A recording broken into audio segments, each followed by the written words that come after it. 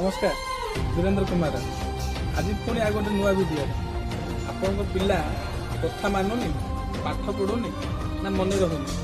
जदि आपण पिलार पाठ पढ़ुनी कि कथा मानुनी कि मन रहुनी आ राति शोला बेलू जो सेजरे परिश्रा कर आप भल जिन सजेस्ट कर शंख पुष्पी सिरप डाबर कंपानी शंख पुष्पी सिरप सकाଳେ 5 ml राति 5 ml 2 वर्ष आप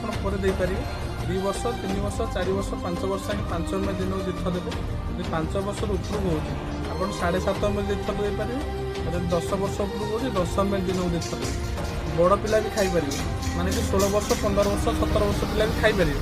शंख पुष्पी सिरप आयुर्वेदिकटा एथरे ब्राह्मी एथरे अच्छी इंडिकेशन अच्छी ब्राह्मी मिसिक अच्छी जोटा कि आप कनसेंट्रेशनटा ठीक रखे पिलार निद ठीक हम आ मेडिसिन भी ठीक काम कर जहाँ से पढ़ भल मन रख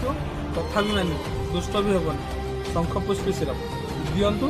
देलार 3 मास पर आप रिजल्ट जानवे डाबर शंख पुष्पी सिरप जार दाम मात्र 135 टଙ୍କା